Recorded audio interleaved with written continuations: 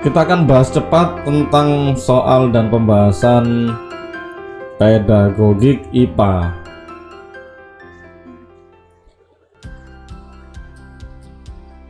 Oke. Nah, sini saya sudah memberikan kalimat kunci yang harus kita jawab. Anda melibatkan pengukuran massa dengan neraca Ohaus. Di sini ada direct instruction. Oke, neraca Ohaus, direct instruction, melatih mengukur massa. Pertama, Bu Hani mengklarifikasi tujuan dan memotivasi siswa. Bu Hani menjelaskan pengetahuan deklaratif tentang komponen-komponen neraca dan fungsinya. Nah, sekarang kita cari tahap selanjutnya. Setelah menjelaskan tentang pengetahuan deklaratif atau pengetahuan tentang neraca Ohaus itu sendiri, maka yang harus kita lakukan tentu B. Jadi Bu Hani harus mendemonstrasikan tahap-tahap pengukuran massa dengan menggunakan neraca Ohaus. Nah, ini di sini jelas ada direct instruction, yaitu guru harus mencontohkan. Jadi setelah menjelaskan itu apa konsepnya, terus mencontohkan. Kemudian selanjutnya siswa menirukan. Jadi direct instruction itu seperti pemodelan. Jadi gurunya itu jadi model dulu, kemudian siswanya menirukan. Tentu jawabannya yang B. Oke, di sini jelas ada materi suhu dan kalor, pengamatan perpindahan kalor, ada data pengaruh massa terhadap kalor, merumuskan masalah dan jawaban sementara, hipotesis maksudnya, melakukan eksperimen. Di sini ada prosedur yang paling tepat untuk memfasilitasi siswa. Nah, tentu ini praktikum, berarti inquiry. Tentu jawabannya yang B. Meminta siswa merancang eksperimen menggunakan bahan bacaan. Jadi dikasih dulu semacam modul, semacam LKPD, jadi siswa itu tidak lepas, agar siswa tetap dalam jangkauan atau dalam rel yang tepat untuk melakukan ini. Jadi dikasih bahan bacaan LKPD. Setelah membaca LKPD, melakukan kegiatan sesuai LKPD, Bu Hani harus mengecek dan membimbing siswa. Ini namanya inquiry terbimbing. Dikasih LKPD biar sesuai rel yang diinginkan dan dibimbing agar tidak sampai keluar dari rel yang diinginkan. Oke, next. Upaya mengatasi sampah. Di sini ada problem based learning. Jadi kalau langkah awal, jadi problem based learning itu harus yang pertama mencari masalah dulu. Oke, yang pertama ini, yang kedua mengidentifikasi, menugaskan siswa memfokuskan penetapan jenis produk. Nah, kira-kira yang mana? Tentu yang A. Nah, setelah mengidentifikasi limbah, baru siswa mendapatkan masalah dari limbah itu. Barulah disusun berbagai macam kegiatan untuk menyelesaikan beragam limbah di bak sampah. Jadi gitu, jadi siswa benar-benar tahu masalah di sekitarnya. Barulah disusun kegiatan berdasarkan masalah yang ada. Seperti itu adalah problem based learning. Next. Bu Nina memulai dengan mengkondisikan siswa untuk belajar memotivasi dan menyampaikan tujuan. Kemudian mendemonstrasikan. Nah, kalau ada kata-kata mendemonstrasikan ini berarti direct instruction. Kemudian langkah Bu Nina selanjutnya paling tepat tentu adalah yang E. Setelah didemonstrasikan berarti siswanya harus menirukan. Ya, direct instruction. Setelah pengetahuan deklaratif, jelaskan konsepnya, guru melakukan praktikum tadi, siswa menirukan apa yang dilakukan oleh guru. Itulah direct instruction. Melalui demonstrasi, siswa dapat menjelaskan komponen mikroskop. Menjelaskan komponen mikroskop. Nah, berarti itu tentu demonstrasi. Nah, guru bisa mencontohkan nih. Oh, ini revolver, ini lensa okuler, ini lensa objektif. Tapi selain itu sebenarnya di sini sudah ada kata kunci melalui demonstrasi. Tentu yang dimaksud adalah demonstrasi. Bisa kita bayangkan kalimatnya, bisa kita bayangkan kejadiannya, atau bisa kita teliti kalimat kuncinya. Oke, KD-nya menyelidiki pengaruh gaya terhadap gerak benda menggunakan pendekatan scientific eksperimen. Pengaruh gaya terhadap gerak benda, scientific eksperimen. Oke, jawabannya tentu yang C. Mengorientasikan siswa pada hasil-hasil kerja gaya dalam kehidupan sehari-hari. Tanya jawab, curah pendapat, kemudian tentang pengalaman siswa dalam kehidupan sehari-hari yang relevan dengan pengaruh gaya terhadap gerak benda. Jadi siswa itu ini disuruh tentang pengalaman mereka tentang gaya itu gitu. Karena di sini adalah menyelidiki pengaruh gaya terhadap gerak benda. Dan ada eksperimen juga. Dari mana kita tahu ini ada eksperimen? Nah, di sini ada orientasi siswa pada hasil kerja gaya. Nah, di sini adalah kata kunci bahwa mereka melakukan eksperimen. Oh, kita lihat yang D. Di sini menjelaskan prosedur eksperimen. Ini masih menjelaskan. Malah ini belum melakukan eksperimen. Oke, kenapa enggak mendemonstrasikan? Nah, kalau mendemonstrasikan kita ingat ini bukanlah inquiry tapi ini lebih menuju ke direct instruction. Ya kayak gitu. Jadi meskipun kalimatnya itu enggak langsung praktikum atau enggak langsung eksperimen, tapi di sini dia lebih menjelaskan bahwa dia itu sedang menjalankan eksperimen.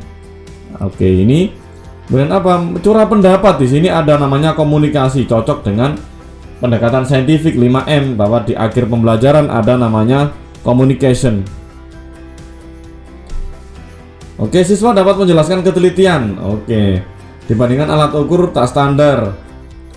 Berarti menceritakan pengalamannya dalam mengukur suatu besaran tertentu, kemudian melakukan tanya jawab. Tentu jawabannya yang E. Nah, ini kita tanya satu-satu. Kamu pernah ngukur apa? Pakai apa? Yang B ngukur apa? Pakai apa? Nah, satu-satu nanti ditanya. Ya, akhirnya ketemu nanti. Nah, ini tentang ketelitian alat ukur standar dibandingkan tidak standar. Oh, saya pernah misalkan mengukur apel menggunakan timbel besi, timbangan di pasar itu sekian, ceritanya begini gitu. Oh, saya langsung ini ada neraca yang ada angka-angkanya, ternyata pas 1 kilo ya 1 kilo. Nah, di situ akan terjadi suatu gejolak yang menarik nanti. Gejolak yang menarik mengenai hal ini gitu. Jadi ada yang begini, ada yang begini. Akhirnya ketemu bahwa oh, yang paling bagus itu menggunakan alat ukur ini. Oke, di sini jelas ada pendekatan saintifik, berarti praktik. Nah, ini Bu Rani meminta siswa melakukan pengamatan terhadap fenomena perpindahan kalor, menunjukkan data pengaruh massa terhadap kalor. Maksudnya Bu gurunya ini agar siswa mendapatkan data pengaruh massa terhadap kalor. Apakah semakin besar massa, kalor yang diserap semakin banyak atau semakin sedikit atau seperti apa? Itu gurunya ingin siswanya mendapatkan data ini. Kemudian siswa merumuskan masalah dan melakukan eksperimen. Maka prosedur untuk melakukan kegiatan ini tentu adalah yang C.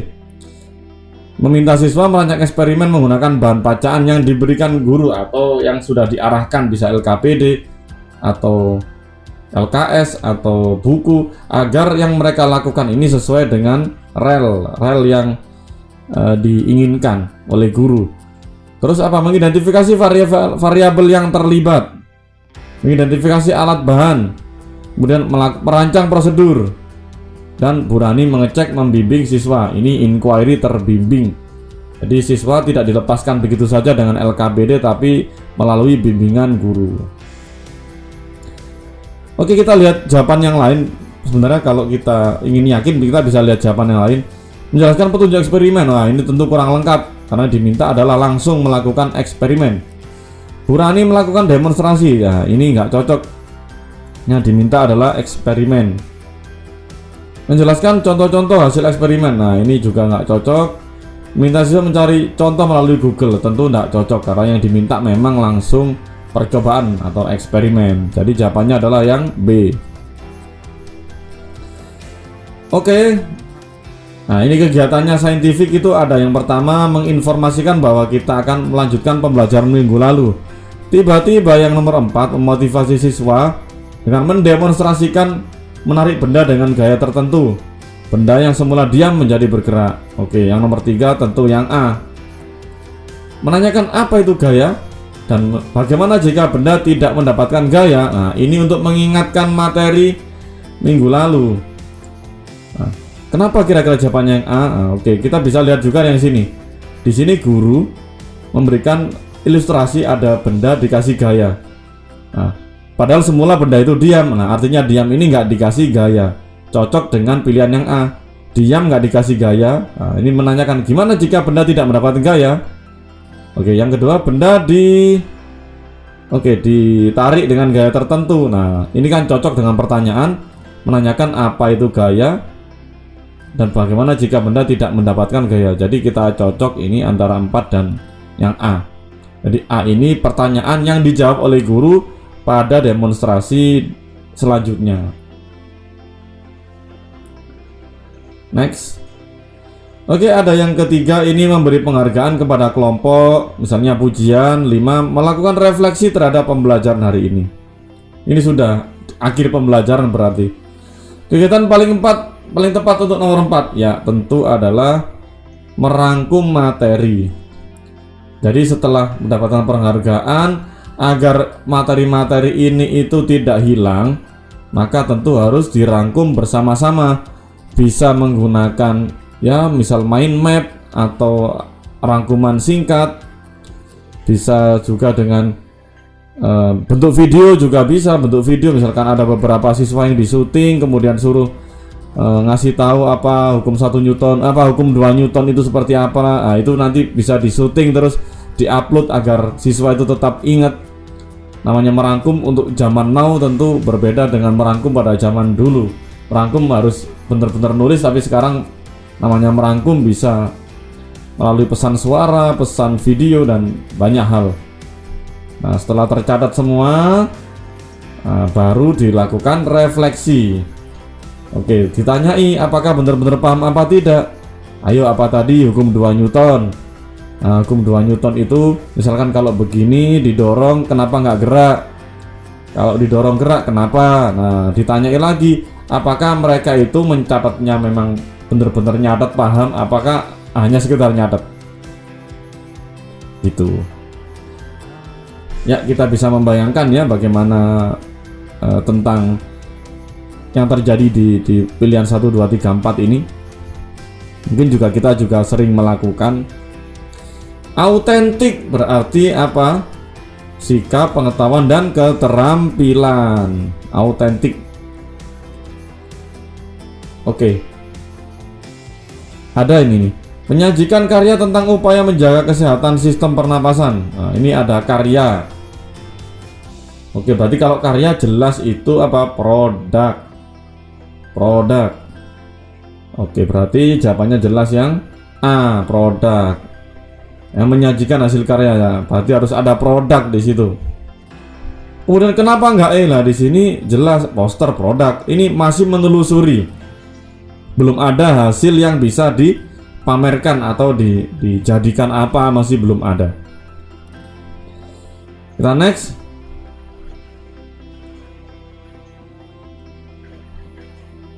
Siswa tidak mampu menerapkan konsep pesawat sederhana untuk konsep tuas pada struktur kerangka. Jadi menerapkan konsep pesawat sederhana pada rangka. Siswa hanya menghafal, berarti kita harus mengkonkretkan apa yang mereka tahu, apa yang mereka pelajari. Berarti harus apa? Menerapkan pembelajaran bermakna, yaitu dengan mengidentifikasi pesawat sederhana pada tubuh manusia. Misalkan tuas itu seperti itu. Contohnya pada apa? Pada siku.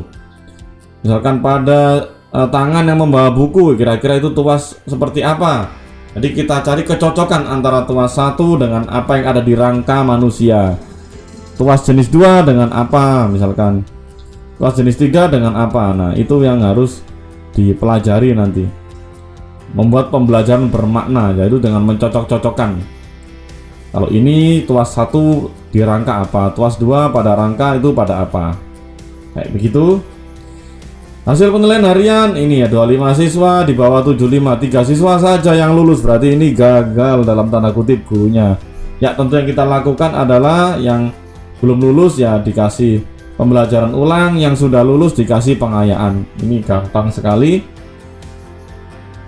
Tentu tidak boleh kalau kita semuanya di remedi, apalagi yang B ini klasikal. Nah, kasihan tentu yang 3 siswa ini, mereka sudah lulus, kenapa harus dikasih pembelajaran lagi? Tentu harus ada diferensiasi perbedaan. Tentu perlu diingat lagi mengenai pembelajaran diferensiasi pada program sekolah penggerak atau guru penggerak. Harus ada perbedaan antara siswa A dan B yang sedang dalam kondisi dan kesiapan belajar yang berbeda. Oke, kesulitan ketika menjawab pertanyaan yang meminta high order thinking. Oke, berarti pembelajarannya harus HOTS. Pembelajaran remedial. Oke, ini tidak ada ya hubungannya remedial dengan HOTS. Melatih kemampuan berpikir high order thinking. Nah, ini berarti yang benar. Berarti pembelajarannya harus HOTS. Jika yang diminta adalah kenapa kok gagal berpikir tingkat tinggi, gagal HOTS, berarti ya pembelajarannya harus HOTS. Oke, ini ubur-ubur dari pantai, tapi di sekolah hancur. Nah, tentu kebanyakan formalin, hancur ubur-uburnya. Bukan karena goncangan ya, malah ubur-ubur itu suka bergoncang kan. Kalau kita lihat di SpongeBob itu goncang-goncang gini. Oke, wadah juga nggak ngaruh, tapi ya yang mengaruhi adalah formalinnya. Ini yang terlalu banyak, akhirnya hancur karena keras ini.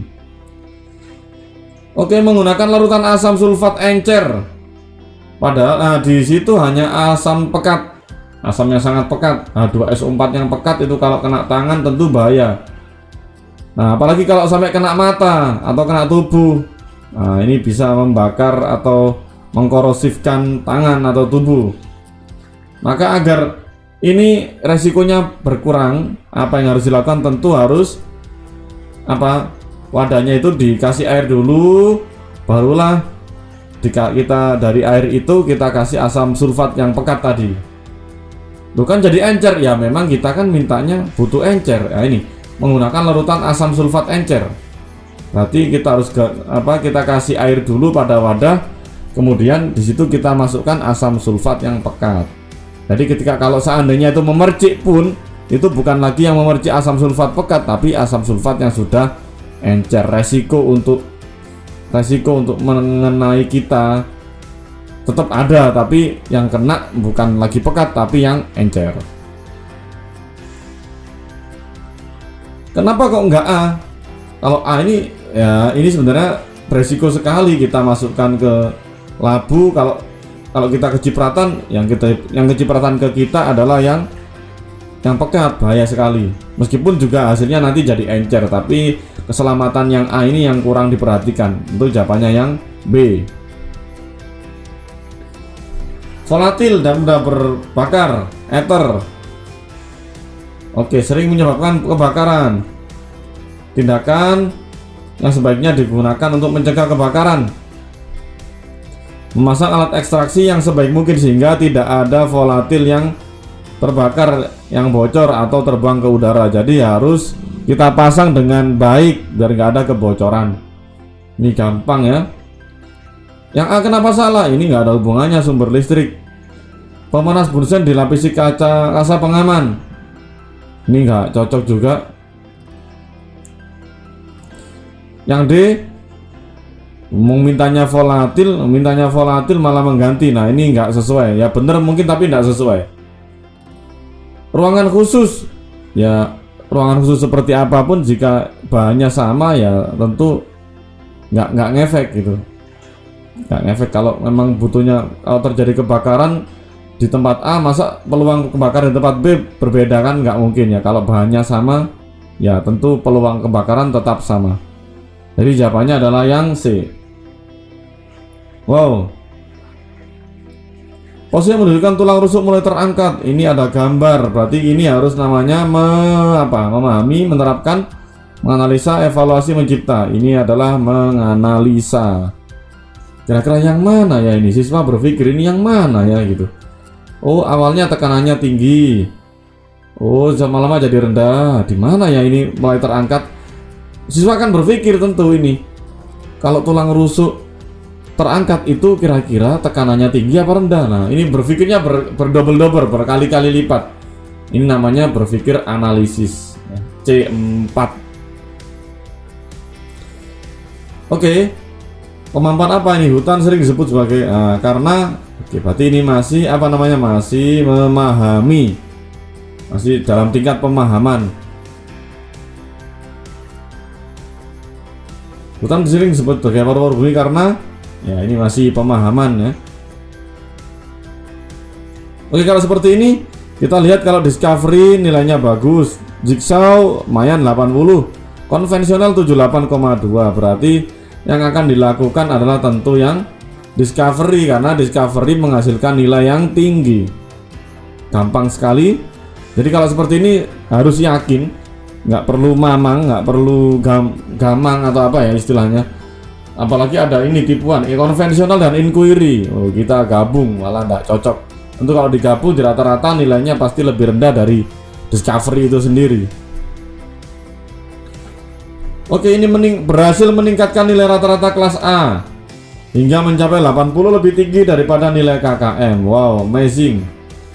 Meskipun 10 siswa masih di bawah nilai KKM, tentu ini nggak masalah ya. Nah, ini modelnya kooperatif, tadi berkelompok, analisa kelompok.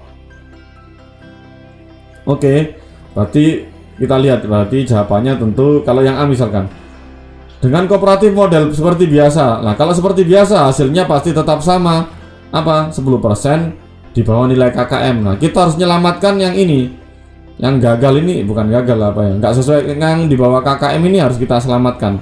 Kalau A ini namanya guru pasrah, mengganti model lain. Nah, ini juga terlalu terburu-buru. Tentu jawabannya yang C. Nah, ditata lagi kelompoknya, mungkin yang 10% tadi kita sebar biar mereka dalam tanda kutip ketularan ketularan sama-sama bisanya gitu. Ketularan sama-sama lulus. Jadi yang lulus bisa menginspirasi yang tidak lulus. Nah, ini ada tabel berikut menunjukkan hasil belajar kognitif siswa. Oke, untuk kelas A tentu lebih bagus inquiry. Ini beberapa anak lebih bagus inquiry. Kelas B hampir ini 3 anak juga lebih bagus inquiry. Namun di kelas C, nah 4 anak lebih bagus konvensional. Berarti yang harus kita lakukan adalah tentu yang A. Kita gunakan inquiry pada kelas A dan B, dan C seperti biasa. Ini maksudnya adalah konvensional. Kemudian apa? Kita analisis portofolio LKPD untuk menyelidiki kesulitan belajar siswa. Jadi kita lakukan mana yang terbaik, tapi juga kita harus selidiki di mana sih kesulitan siswa. Nah, ini juga selain dia analitis dan juga cocok mencari solusi dari masalah yang ada. Kalau yang B dia hanya gitu aja tanpa ngasih solusi. A dan C inquiry, malah C ini harusnya konvensional karena C lebih senang konvensional, terbukti dari nilainya. Konvensional pada ketiga kelas ya tentu nggak cocok karena hanya C yang bagus dalam konvensional. Bergantian, ini yang E bergantian ya, belum ada data atau bukti bahwa bergantian lebih baik. Oke, kita cari mana hasil analisa yang paling baik, yaitu yang A. Oke, 4.5 menyajikan hasil percobaan tentang perubahan bentuk energi termasuk fotosintesis. Oke, untuk mencapai KD tersebut yang paling tepat tentu adalah spesimen asli. Jadi praktikum beneran, pakai mikroskop, bikin sayatan atau apalah, itu sangat menarik bagi siswa karena mereka harus terjun dan mengalami langsung. Ya, jadi mengalami benar-benar bagaimana sih daun itu, bagaimana pakai mikroskop itu. Nah, ini pas sekali kalau kita gunakan spesimen asli. Oh, ini fotosintesis, jadi mungkin bisa praktek yang daun satu ditutup sama kasa, satunya enggak lah, itu di situ nanti akan terkenang pada siswa. Oh, ternyata kalau memang kita tutup nggak berfotosintesis, akhirnya warna daunnya begini. yang ini begini begitu, atau praktikum yang lain deh. Oke, yang lebih cocok apa, mungkin bapak ibu guru yang lebih paham. Dan melakukan KD, analisis sistem pencernaan. Mengenai sistem pencernaan, media yang tepat adalah ya tentu yang B, audio visual. Oke, kenapa harus audio visual dan torso? Oke, PPT, kenapa bukan PPT? PPT itu bukan media, PPT itu adalah aplikasi komputer, bukan media. Tapi kalau dibilang media, sering sekali modul-modul PLPG itu bilangnya adalah audio visual. Oke gitu, jadi PPT ini hampir benar tapi jebak. Tapi kalau memang maunya itu media, tentu bilangnya audio visual. PPT ini adalah aplikasi komputer, PowerPoint. Audio visual berarti ada audio, ada suara, dan ada gambar. Bisa video, bisa flash, atau apapun yang sesuai dengan sistem pencernaan. Nah, dilengkapi dengan LKPD dan torso. Mantep ini. Jadi dari audio visual ada suara dan torso. Mas, mereka seakan-akan memegang langsung bagaimana sistem pencernaan mereka. Jadi paru-paru itu seperti apa, lewatnya mana, itu seakan-akan terlihat dan bisa dipegang. Ini menarik. Menganalisis interaksi antara makhluk hidup dan lingkungannya serta dinamika populasi. Oke, jadi yang paling benar ya adalah audiovisual, ekosistem, PPT, dan LKPD. Oke, kalau kita kasih video kita masukkan PPT ada penjelasan-penjelasan, dan LKPD ada kegiatan-kegiatan. Mantep. Mereka bertiga saling berkolaborasi, saling menguatkan untuk memahami analisis interaksi. Misal di video, oh ternyata ada macan makan kancil, atau sebelumnya ada kancil makan rumput. Nah, seperti itu, kira-kira ini hubungannya apa, predasi atau simbiosis apa gitu.